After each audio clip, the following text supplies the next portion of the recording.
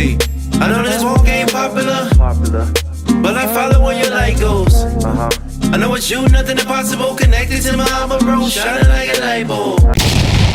Barak Yahuwah Yahusha, Ruma Mu Yahuwah, Allahu Yah, all esteem to you, Abba Yahuwah. We give you thanks even though we give you praise and honor that you are worthy of our Father. Allahu Yah. Shalom, shalom, beloved family. This is Watchman Azar Yahu, Barak Yahuwah. And on today's teaching, Barak Yahuwah, we are going into the Abaryt letters. Barak Yahuwah, Ruma Mu Yahuwah, Allahu Yah. I'm starting this new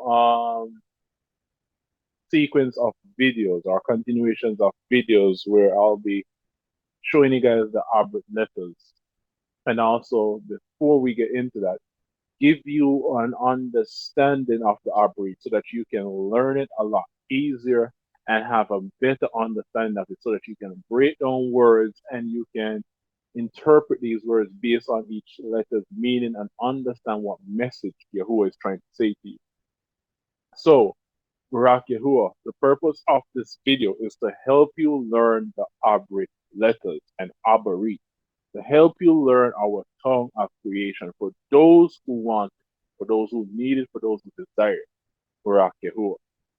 But before we can get into that, we need to understand the foundations of the Abaryt, the the thought process, the purpose, and all these things. So this is what I'll be giving you in this first video.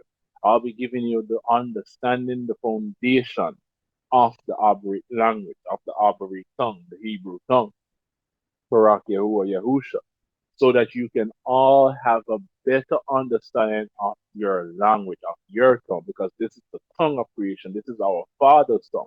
And if it's our Father's tongue, then that means it's our tongue as well. Hallelujah. But before we jump into that, Ruma, Mu Yahuwah, I love to do Yahuwah's Falal, Barak Yahuwah.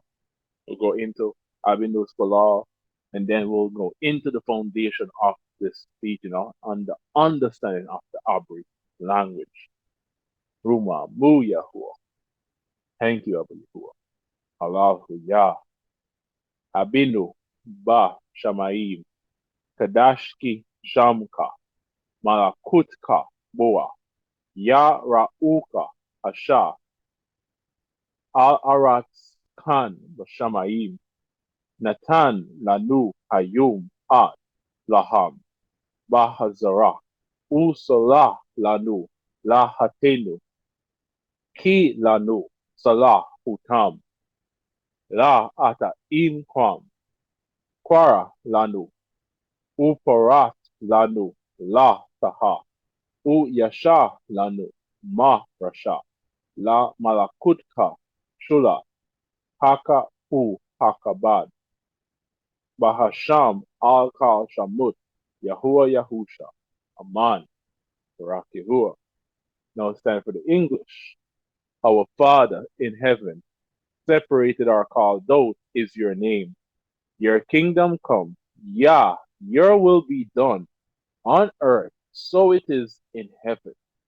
Distribute us the day covenant bread in the need, and forgive us for our crimes, as we forgive them for their crimes against us.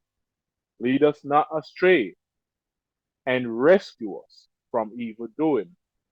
For your kingdom reigns, the power and the esteem, in the name above all names, Yahuwah Yahusha. Aman. So be it. Barak Yahuwah. Thank you, Abba Father. Hallelujah. Rumamu Yahuwah. All right, so let's jump right into it. No, why am I doing this? Why is this important? Some may be wondering, some may be asking, why is this important? Why are you doing this? This is not important right now. Yahuwah already said that in that day he's going to restore unto us a pure tongue and we shall all speak. So I don't need to learn Hebrew. No, I don't need to know it and all that stuff. I'm good. I've heard persons make statements like this one. Oh, Hebrew is not that much important right now. And I'm not talking about persons who are outside of the wall, everyone. I'm talking about persons who are in the wall, saying that that Hebrew or Abaryt is not that important. And I'm like, whoa, really? All right, first of all, why it's important to me, the purpose of this, the purpose of studying the Hebrew, of learning, of knowing it. I'm going to tell you why it is important to me. I don't know about that person or anyone else who believes this, but this is why it's important to me. No, why Hebrew is important to me is because if it wasn't for the Hebrew, if it wasn't for someone who spent the time, took the time out to go and study the Hebrew, and if it wasn't for someone else to continue to teach the Hebrew and carry that legacy on, if it wasn't for Yahuwah restoring this tongue unto us, then how would we know today that his name is not the Lord or God or Jesus? If someone did not spend the time to teach this, if someone did not spend the time to learn it so that they can pass it on, how would we know today his name is not the Lord? That's how we know because someone studied it so that we can know what was the true writings of the Most High and his people. Because they never wrote in Greek, they never wrote it in English, they never wrote it in Aramaic. They wrote these scriptures, these words in Abaryt, in Hebrew. The words of Yahuwah were originally written in Abaryt, in Hebrew. And in order for us to know what was truly written because of these English translators, they have tampered with our scriptures and they have changed the words and changed the meaning. So that's why it's important to me because it leads me back to the truth. By learning it, having an understanding of it, you don't need to speak it fluently. Just understanding the basic of the Hebrew, it does a lot for you because now with the understanding of the Hebrew, you can go and restructure the words, restructure their meaning so that you can get their true meaning and their true power. Because right now, this English language and other languages, we got to remember the reason why Yahuwah gave multiple languages in the first place. That's what Yahuwah asked me. Why did I give multiple languages? And I say Yahuwah because our people during Namrud or Nimrod's time, they were rebellious and they were going against you. They were being disobedient. And they were trying to do something that you had to intervene and stop. And for that reason, you confounded their language, and you gave multiple languages. So now, instead of everyone speaking Abaryt Hebrew and understanding each other, no, everyone is speaking a different language, and it caused confusion, and it stopped, it put a halt to their plans. That's why you gave it for confusion. And Yahuwah said to me, correct. Don't you see it's doing its job even up until this day? And when I looked at it, that's what it's doing. That's why so many persons have different variation of the name of the Creator. Some believe it's the Lord, some believe it's God, some believe it's Jehovah, some believe it's this name, Yahweh, this, that, whatever. Different religions, different beliefs, different state of mind, because everyone is viewing it in their own understanding, not the understanding of the Creator, not His way, not all our people wrote it. So that's why today, understanding the Hebrew for me is important, so that I can retrace and find back that ancient path that Yahuwah tells us to seek after and walk within it. So I can go back to true and correct words that will not cause hurt to me or others. Because remember, these languages are given for confusion. Some of these words that we're using today that I hear a lot of persons use, when we think it's giving adoration to the Most High, it's not. They were words that I was using that I thought was giving adoration to the Most High. Just like the titles, the Lord and God and all these other names, we thought this was the Most High's name. But the Most High showed us that this is not his name. And he led us back to the truth, the original. What was the truth? It was Yahuwah, Yahusha, and that's Hebrew, Hebrew names with true meaning. So do you think it's only the name of the Most High that they change and tamper with in the scriptures? If that's what you think, you are misled, you are mistaken. They have also placed their mighty ones' names in the scriptures. And a lot of words that we're using that we think is giving esteem to Yahuwah is not giving esteem to Yahuwah. So this is why it's important to me, because it keeps leading me back to truth and leads me back to better words that have more power, that have come from the mouth of Yahuwah and not from the mouth of man. I rather trust the mouth of Yahuwah than the mouth or the scribes of man's pen. So that's why it's important for me today to know and learn and understand. And that's why it should be important to you as well, so you can truly understand what our ancestors wrote in the scripture that was given from Yahuwah. If you don't do this, then all you'll be understanding is what man wants you to understand of the scripture. And that's why today we have so many people that have different beliefs. And that's why we have atheists as well, because they don't understand the scriptures, because it sounds like a big giant fairy tale. Because we were not given our Hebrew culture, our Abaryt culture. We have been brainwashed. This is also why Paul says, be not conformed to this world, but be transformed by the renewing of your mind. So this is a part of renewing our minds, to learn or to understand, even if it's the basic. As I said, you don't need to speak Abaryt fluently, but having the understanding, you can break down words for yourself, especially in the Strong's Concordance. Because a lot of these English words that they gave us, when you check the Strong's, that's not what's there. That's not the true word that you should have been given. They have changed and tampered with these words. So this is why it's important to me, and this is why I'm doing it, because it's a command from Yahuwah, and I know there are those who want this as well. For Yahuwah. Sorry. No, going into the understanding of this, as you can see on the screen, this is a book that has been done by Jeff A. Benner, and it's called the Ancient Hebrew Lexicon of the Bible. He has a lot more books and a lot more understanding of the Abaryt. He so far is one of the first and few persons that I have seen to give a very beautiful and amazing breakdown and understanding of the Hebrew language or the Abaryt language. I know you got others, but not all are that effective like Jeff. Especially if you agree with the pictograph of the Abaryt. I'll show you what the pictograph is. That's what we'll be looking at through this video. I'll be focusing on the pictograph through this continuation of videos. Then after learning the picture, then we can go into paleo and modern. So you can know and identify the paleo and the modern. But first we're identifying the picture. So Jeff A. Bennett has done a beautiful job on this. I know Lou White has his books and his own teachings and breakdowns of it, but he mostly focuses on the paleo. He doesn't believe or agree in the picture.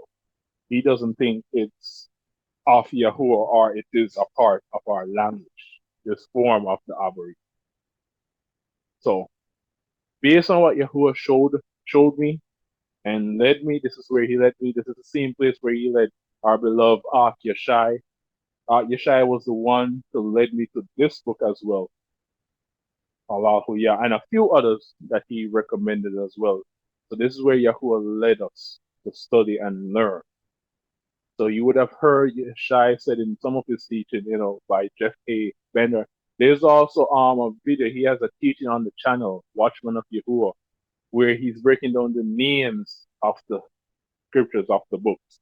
And the book that he used was done by Jeff A. Benner. So it's a beautiful book, beautiful teaching, beautiful breakdown and understanding.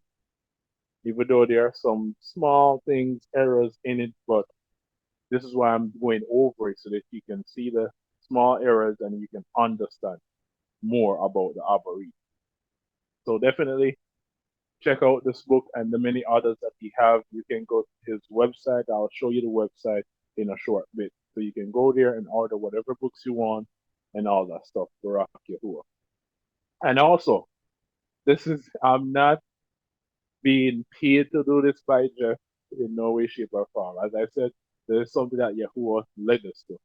This is what Yahuwah led Yeshai to. This is what Yahuwah led me to as well through Yeshai. So we're not being paid to advertise his book or anything. We're not profiting or benefiting in no way, shape, or form from advertising his book. All right, everyone, just want to make that clear. We're off Yahuwah. No, Allahu Yah. This is what the books look like. No, Barak Yahuwah. Thank you, Yahuwah. Allahu Yah. Now let's jump into just breakdown of the purpose behind the lexicon. And let's look at why he made this lexicon, this book in the first place. Allahu Yah, Rumamu Yahuwah. So we're at page 9 of this book, and it titles The Purpose of the Lexicon. So he starts out to say, in order to demonstrate the need for an ancient Hebrew lexicon, let us examine the word halal. Or he put halal. How it is written and what it means. The written word, the Hebrew word halal, as it appears here in Hebrew dictionaries and in Hebrew Bibles, is written with the modern Hebrew script. But where did the modern Hebrew script come from? Hebrew was originally written with a pictographic script similar to Egyptian hieroglyphs. But when Yasharal was taken into captivity in Babylon, they adopted the Aramaic script of the region and used it to write Hebrew. The modern Hebrew script used today is in fact Aramaic in origin, not Hebrew. So that's why the modern is a bit so confusing, everyone. But the Nakud system, the dots, the voil point, I like to call it the Naka system. That's what I call it, not Nakud. I call it the Naka system. That's why it's so confusing. Barak Yahuwah. Now let's look at the word halal and what it truly means, because we were told that halal means praise. So let's see what it truly means. No, the word meaning.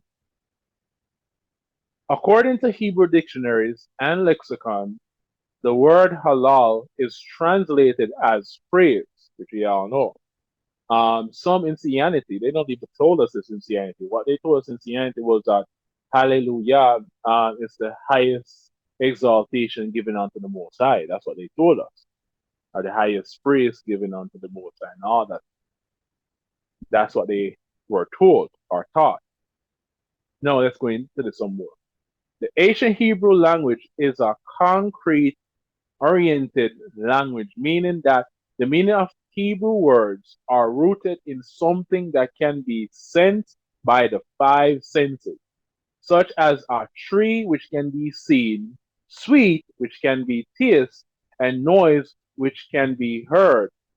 Abstract concepts such as praise have no foundation in the concrete and are a product of ancient Greek philosophy. Because if you look at the word praise, can we see praise, taste praise, feel praise, hear praise? You don't hear praise. You hear people shouting and making noise. You don't hear praise. You don't see praise. You don't feel praise. You don't taste praise. Get that understanding of what he's trying to say. Because this is something that's very important and very vital to learn in the Abaryt.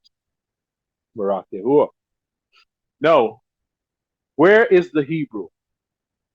If the word halal is written with the Aramaic script and the definition is praise, is from the Greek, and the definition praise is from the Greek, where is the Hebrew in this word, or the Abaryt?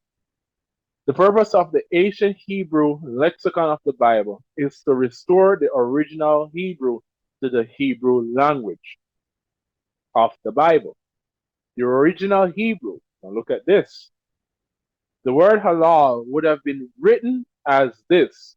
So here you got something that looks like a candy cane, another candy cane, and a man with his arms raised. Now this in the Abaryt would be called a lamad. So these two are the lamad. This is the hay. Don't worry, through the teachings, you will learn these letters and what they mean. Barak Yahuwah. So this is the pictographic of the pictographic form of Hebrew, not the Paleo. This is the pictographic form of the Hebrew. So in the early Hebrew script, over 3,200 years ago, or as this, with this one, this way of the hay is the Paleo. In the Middle Hebrew script, between 3,200 years and 2,500 years ago. The original pictographic letters of the parent root Hal is a man with arms raised looking at something spectacular, and a shepherd's staff that is used to move the flock. So Lamad is a shepherd's staff. The man with his arm raised he is in awe. He's looking at something very spectacular, very wonderful, very amazing to his eyes. Barak Yahuwah Yahusha. Let's move on. So the shepherds are used to move the flock towards a place. When these are combined, the idea of looking towards something is represented. The original meaning Hal is the North Star. In movies, in Hollywood, you would hear them speak of the North Star. I'm searching for my North Star. Are you my North Star? Let's get an understanding of what the North Star is and why Hollywood and the movies and all these things. Why would we would hear about the North Star? What is the North Star? So the North Star is a bright light in the night sky that is looked toward to guide one on the journey. So our ancestors, they would use the North Star to guide them on their journey at night. Now, if we're going to read the Bible correctly, it must be through the perspective of the ancient Hebrews who wrote it, which is so true. You cannot have someone write his letter expressing himself and then you're not trying to understand what he's expressing or say. You're going to put your own interpretation and twist on it. Well, guess what? You won't understand what he was expressing, how he feels, or what he's trying to explain to you. Why? Because you're trying to put your opinion on it, not understanding where he's coming from, what he's going through. It's like reading a book. That's what the authors do with books. They allow you to be a part of that book. They allow you to be a part of the character that's mentioned in that book. So they allow you to, they try to explain, express what the person is going through, how the person feels, how they view it, how they understand it, what did they do. It's the same thing with movies. So it's the same way we must read the scriptures by understanding and knowing our ancestors, how they wrote it, how they viewed it, how they interpreted it, and how it was given unto them to be written. We cannot do this by our own opinion. If we do so, we are going to be wrong. Yahuwah says in Proverbs 3, verse 5 to 6, trust in him, Yahuwah, with all your heart and lean not to your own understanding. But yet we're doing that. We're leaning to our own understanding. Well, Hebrew is not important. Well, I don't need to know Hebrew. I don't need to learn it. Oh, this is what I think. That's what you're doing. You're leaning to your own understanding, and that's why you go wrong and you don't even know. And then you become so prideful and don't even know. And that's why Yahuwah says in 2 Chronicles 7:40, if my people that are called by my name would humble themselves, that's the first thing he wants us to do. Why? Because we are in our own ways, and our own ways lead to pride. It is the result of pride, being ignorant. So we need to humble ourselves and say, hey, you know what? Maybe I got this all wrong. Let me go learn. Let me go study. Let me humble myself and ask Yahuwah.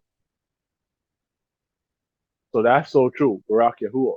So we must understand, it must be read through the perspective of the ancient Hebrews who wrote it. not from a modern Aramaic or Greek perspective. The word halal in its original concrete meaning is a bright light that guides the journey, and we praise Yah by looking at Him to guide us on our journey through life. So, in a simpler term, the word halal, hu Yah, hallelujah, means to follow the guiding one who is Yah. In a simpler way to express it, to say it, to follow the guiding one who is Yah, or to follow the guiding one who is Yahuwah. So when we say hallelujah, hallelujah, this is what we're saying. We praise Yah by following Him who is our guiding one. But so many use this word today and don't even know what they're saying. They think they're giving the highest exaltation unto Yahuwah when they're not, because that's not what the word means. Because they don't know the Hebrew, they say the Hebrew is not important. We're English speaking people, and that's what we know, and that's what we are going to stick to. English. We don't need Hebrew. Hebrew is not important. Hebrew is dead and gone. It's done away with. He nailed it to the so-called cross. And that's why they are perishing, because they lack knowledge. That's what Yahuwah said. Right? People perish because of lack of knowledge. That's why he said in 2 Timothy 2, study to show yourself approved unto him. No, Barak Yahuwah. So the word halal means to follow, a bright light that guides one on the journey. So halal huyah or halal hallelujah, however you want to say it, it means to follow the guided one who is Yahuwah, or who is Yah, Barak Yahuwah. Thank you, Abba. Thank you, thank you, thank you, thank you, thank you, thank you, thank you, thank you. Thank you, Yahuwah. Allahu Sorry. All right. So the perspective of the lexicon. This is something that we need to understand as well, and know and learn. No, the first and foremost concept that a reader of the biblical text must learn is that the ancient Hebrews were products of an Eastern culture, while us today is as the reader are the product of a Western culture. These two cultures are as different as oil and vinegar, or some would say oil and water. They do not mix very well. What may seem rational in our Western minds will be considered irrational to an Easterner of an ancient Near East culture. The same is true in the reverse. What may be rational to an ancient Easterner would be completely irrational to our Western mind.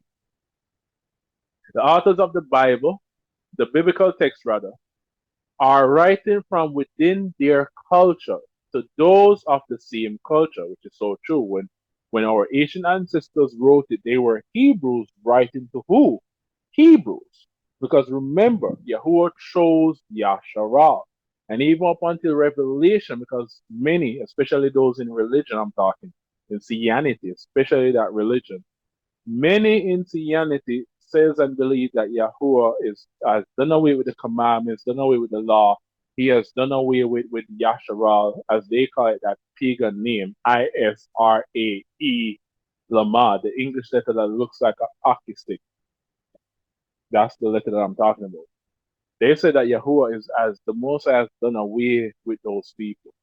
And now he's about Scythians and all that stuff. But when you read Revelation, it tells you about 12 gates. It tells you about Yasharal. It tells you about his people. It's clear, it's quite clear, the last book that talks about the reward, it clearly talks about his chosen nation. Now, what am I saying? Is it only Yasharal that's going to make it in? No.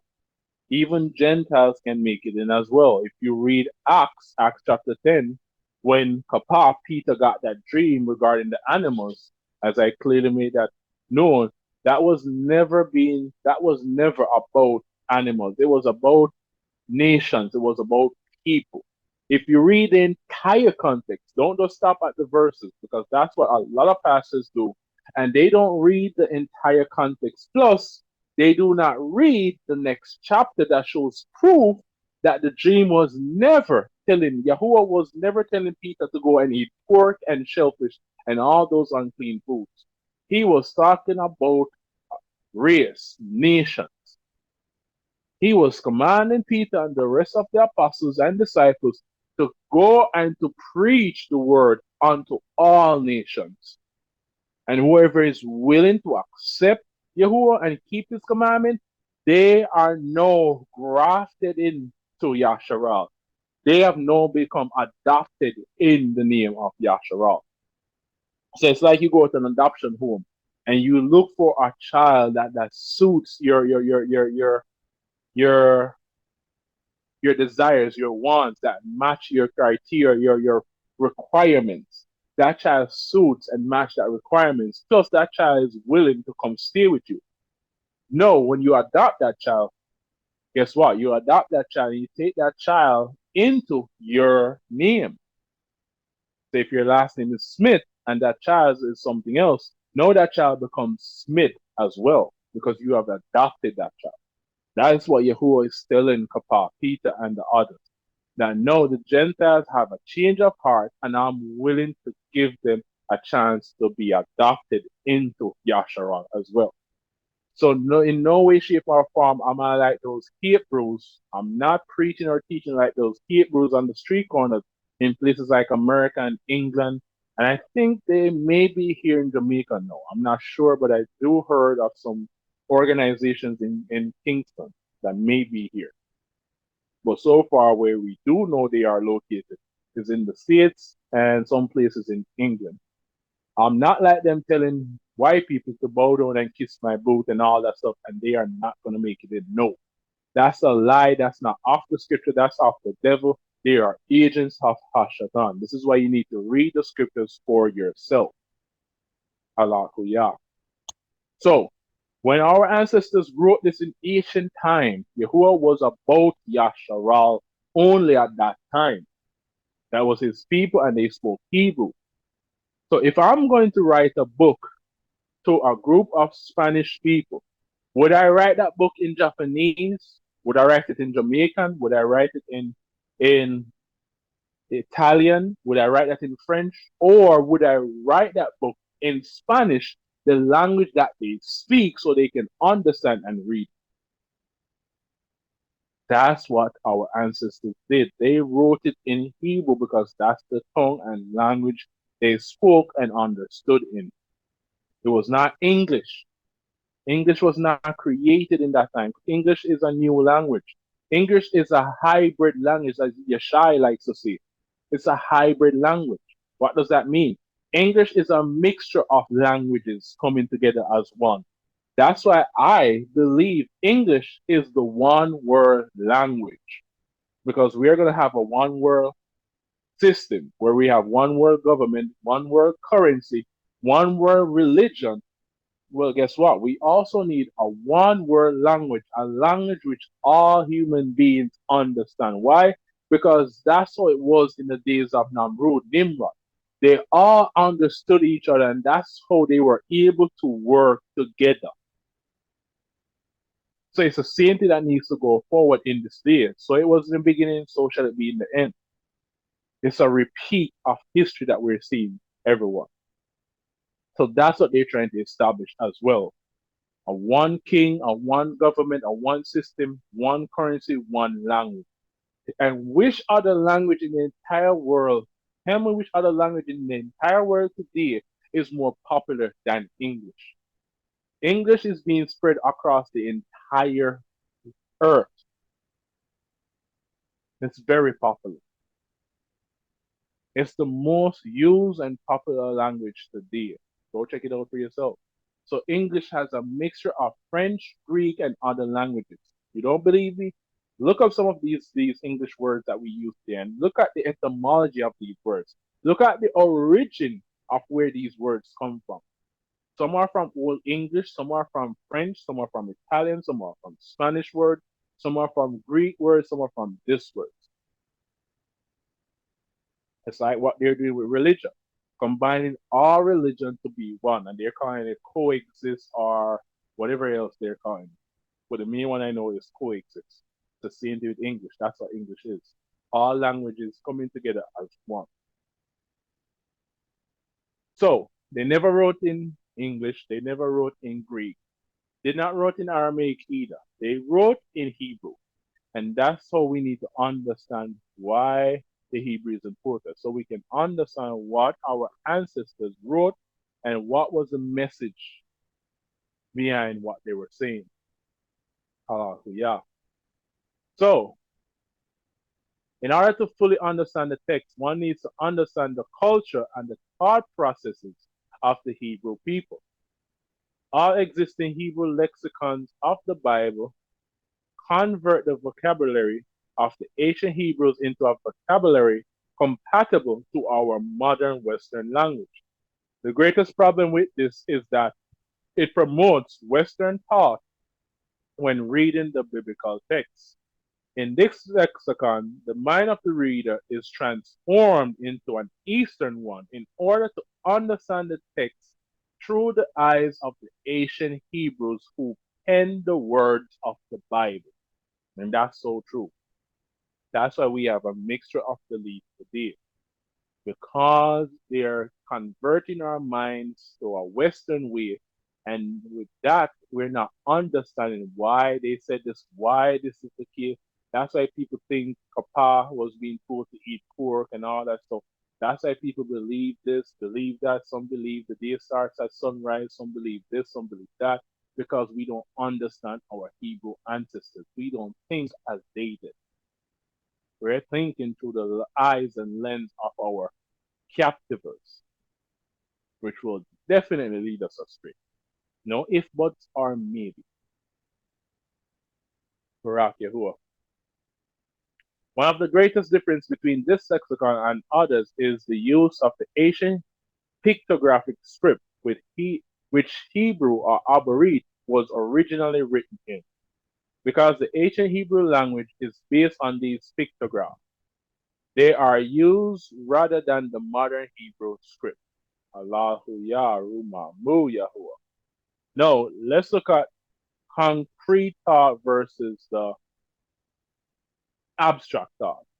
So let's look at how our ancestors' thought process were being understood compared to ours today. Ancient Hebrew thought. The definition of a word is going to be directly related to the culture in which that word is being used. One word may have different meanings depending on the culture that is using it. In order to place the correct context to a Hebrew word from the ancient Hebrew language, one must first understand ancient Hebrew thought. Now let's look at the difference between abstract and concrete. Greek thought views the world through the mind. Abstract thought. I'll explain more.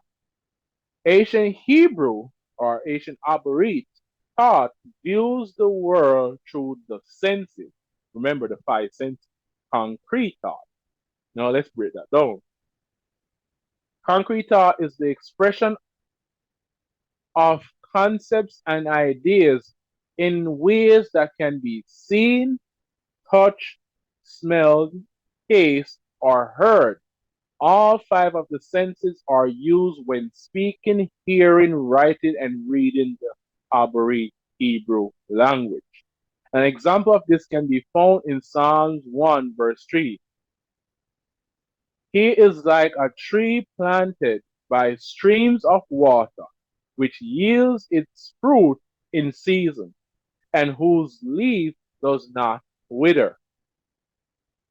In this passage, the author expresses thought in concrete terms such as tree, streams of water, fruit, and leaf. Because remember, you can see a tree, you can touch a tree, taste a tree, and all the stuff. Streams of water is the same thing. We can all see water, streams of water, hear it, touch it, taste it. Fruit, leaf, all the same things. They can all be seen, touch, hear, and smell. Barak Yahuwah. Now listen to this. Abstract thought is the expression of concepts and ideas in ways that cannot be seen, touched, smelled, tasted, or heard.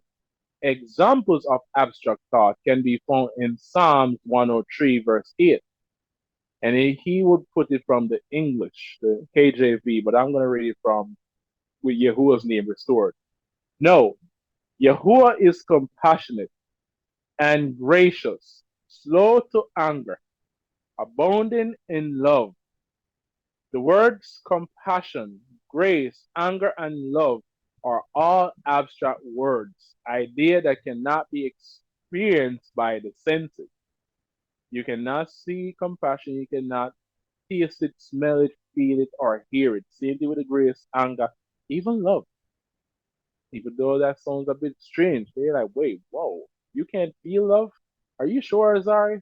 Huh, think about it. Think about the word. Think about what he's trying to get you to understand. Halal. Yeah. Why do we find these abstract words in a passage of concrete thinking Hebrews?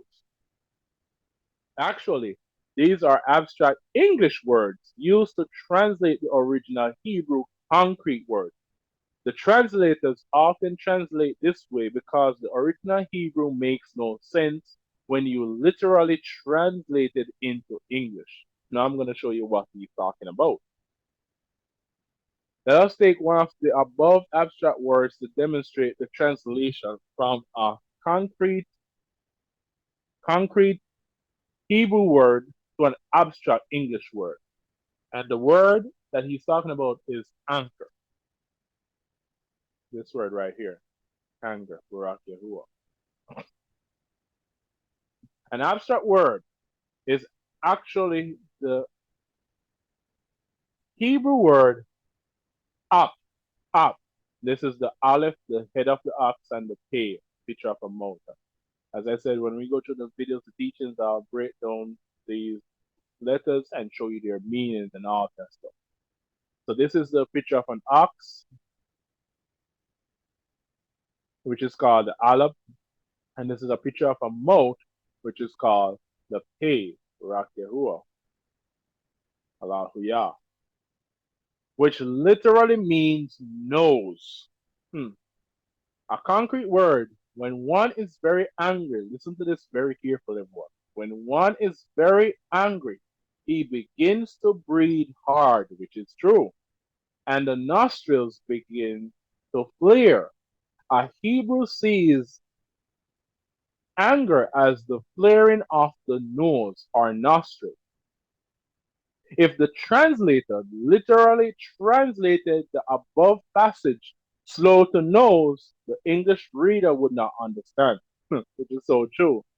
Now imagine if it was written that Yahuwah is compassionate and gracious, slow to nose. They're like, what? Slow to nose? What is he talking about? Like, slow to nose? I don't understand. It would not make any sense to us. Why? Because our minds have been corrupted by this Western culture. That's why it would not make sense to us today. Man, Barak Yahuwah, Suda for this Yahuwah. So that's the difference between concrete and abstract. One uses the five senses, the other does not use the five. Concrete uses the five senses. Concrete thought uses the five senses. Abstract thought does not use the five senses. Not a form of abstract words. Let me give you some more examples. Apple, car, fan, sea. These are all abstract words. These are words. These are things that I've given you that can all be seen, touched, hear, smell, and we can all feel. Well, touch, hear, taste, smell, and see it. Now let me give you some abstract words. The word thought. Can you see thought? Can you hear thought? Can you feel thought? Can you smell thought? Can you taste thought? No, you cannot. You cannot see these things. So these are the basic understanding of how our ancestors use their mind. Yahuwah allowed our ancestors to use our five senses, common sense basically. Use our heads, everyone. Use the five senses. Barak Yahuwah Yahusha. Allahu Yah. No, another thing that I want you guys to understand as well, and this is the final thing that we will be looking at in today's teaching. For the next teaching, we'll be going into the Abaryt letters, Barak Yahuwah Yahusha. But I just wanted you guys to understand the foundation first, so you can view and learn the Abaryt through the hearts and minds of our ancestors and how Yahuwah made it to be. No, static and dynamic. This is something that we need to understand as well with our ancestors. In our modern Western language, verbs express action, dynamic, while nouns express inanimate, static objects. In Hebrew, all things are in motion, dynamic, including verbs and nouns. In Hebrew sentences, the verbs identify the action of an object, while nouns identify an object of action. For example, the verb malak, malak, malak is the reign of the king, while the noun malak is the king who reigns. So this is the verb, what he does, he reigns. And malak is the title, known for the title of the king. So malak is the word for king. Barak Yahuwah. So it's the king who reigns. A mountaintop is not a static object, but the head lifting up out of the hill. That's how our ancestors saw a mountain, as a dynamic object. A good example of action in what appears to be a static passage is the command to have no other mighty ones before me. That's Exodus 20, verse 3. In Hebrew thought, this passage is saying not to bring another one of power in front of my face. Ruma, Mu Yahuwah, Barak Yahuwah Yahusha, Allahu Yah. So, as I said, this is a very amazing book. You guys would love to get this book, to purchase it, to buy it, so that you can study on your own, Barak Yahuwah. Let me see if we can. Here's his website, the website that you can go on to order these books. What I've seen, guys, that I want to explain as well, especially for those who are new to the truth, with the Sefer book, the Ed Sefer Bible, and some of these Hebrew books, I've realized that when you do not go on their original website, like the Ed Sefer, the Sefer.com, or just original website that you see here, um, Asian, the website is at the bottom. HTTP colon slash slash lamad b dot Asian dash Hebrew dot org. If you don't go on this website, or if you don't go on the Sefer website, when you go on places like Amazon and eBay, the prices that they're selling the books on these websites or channel are a lot more expensive than if you would to go to the original website. For example, the Ed Sefer Bible. I've heard person told me that, oh no, that's way too expensive. I'm not going to purchase that book.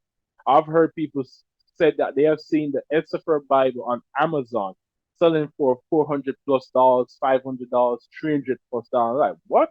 Are you sure that you went to the real site? They're like, well, I went on Amazon. I'm like, no, you gotta go to Sephir.com. On Sephir.net or .com, it is only $95. If you want to add more to the Bible, then it will cost a little bit more. Like, let's say if you add tabs where you can find the books a lot faster, it will add maybe $10 to it. So it will be $105 there, both plus shipping and handling. So it's not even gonna cost $200, depending on where you're shipping it to.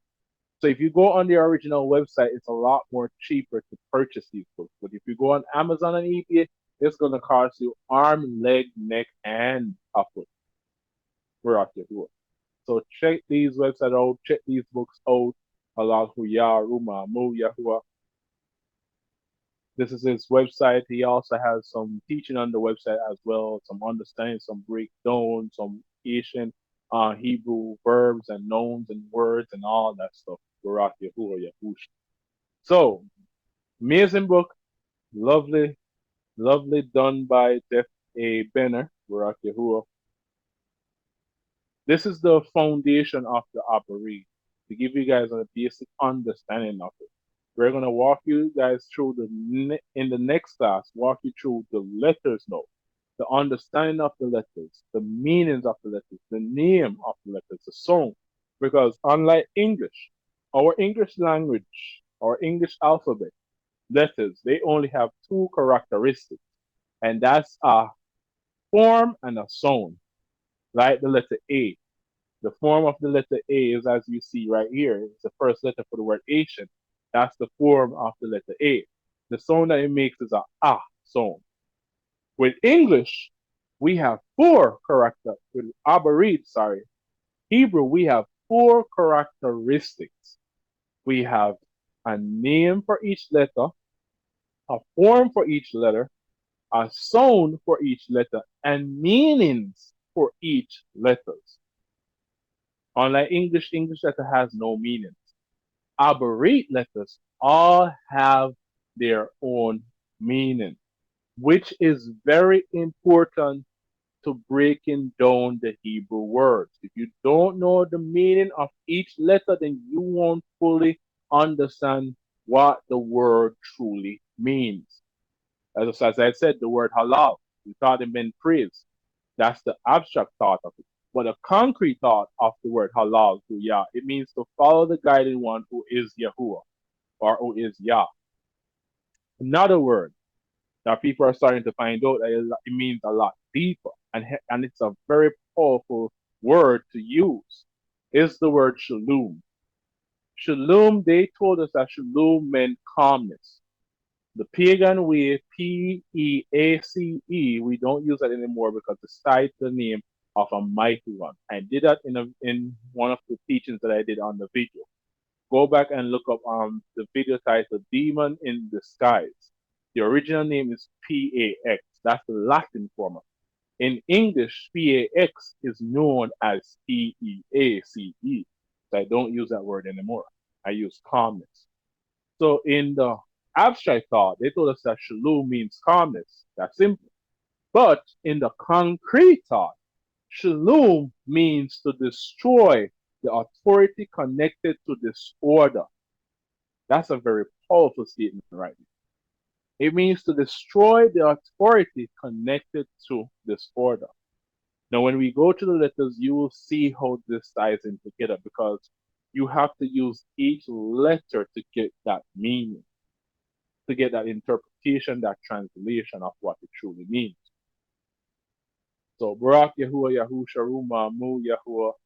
For our next class, we're looking at the Abaryt. For the time being, just go through this video, go over it as much as you can until you understand it, until you get it, so that you can move on to understanding the letters and why Yahuwah chose each letter, why this means. It will be a lot easier understanding this aspect of the Abaryt tongue, our language tongue of creation. Ruma Mu Yahuwah. Yada Ata Yahuwah for this. Ruma Mu Yahuwah. Thank you, Yahuwah. Thank you for restoring the tongue unto Abraham, which they falsely call Abraham or Abraham. Hallelujah. If you read Jubilees chapter 12, verse 25 to 26, you'll see where Yahuwah restored this language unto Abraham, which they call Abraham. Because after the overthrowing of Babel, the tongue had ceased from all the mouths of the persons of earth, and he restored it unto our ancient forefather, the father of many nations. I call him also the father of faith. So read Jubilees 26, 25 to read Jubilees chapter 12 rather, 25 to 26, and you'll see that for yourself. So for those who believe it's not important, it doesn't matter, well, you have someone to thank for knowing the name of Yahuwah, Yahusha. So for you to say it's not important, it just clearly shows that you need to change your heart, need to change your perspective, need to change your viewpoint, or because you're lazy, or because you're wicked. But if you don't want to change it, that's on you. I'm not forcing you to. That's your choice. At the end of the day, you cannot go to Yahuwah and say that you did not know. Choice is yours. Allah Yah. So, Barak Yahuwah Yahusha. Much ahab to everyone that has, subscribed to us, that have liked and shared Barak Yahuwah. Man, Ruma Mu Yahuwah. I'm just doing the will of the Father. Yahuwah Yahusha, trying to bring the truth across, trying to stand for truth in boldness without fear, because it's something that's needed in these end time, needed in these days for our people that are awakened, being awoken to the truth. So, Barak Yahuwah, we appreciate you all for the support that you have given the channels, for the likes, for the shares, for the prayers that you have prayed, for Yahuwah to cover us and to cover the channel. We appreciate it so much. Ruma Mu, all esteem goes back to Yahuwah. Man, Barak Yahuwah Yahusha. Thank you, Yahuwah. So, see you guys next WD day 4, and for the next teaching of this version of the Abaryt. Ruma Mu Yahuwah. This is Watchman Azar Yahu. Just want to say thanks to Yahuwah again for all that he has done. Thanks to Yahuwah for giving me such a beautiful earthly teacher, earthly mentor who was Yeshai Assad Ban Yasharal. May he continue to sleep in shalom in the bosom of Abraham until we meet again in Barak Yahuwah Yahusha. On behalf of Yahuwah's chosen people assembly, we want to say shalom to you all, and we love you all. Barak Yahuwah Yahusha. May Yahuwah Barak Atah U Shamar Atah. May Yahuwah show respect and favor to you and guard you. Allahu Yah. Shalom Shalom. Barak Yahuwah. Thank you, Abba. Thank you.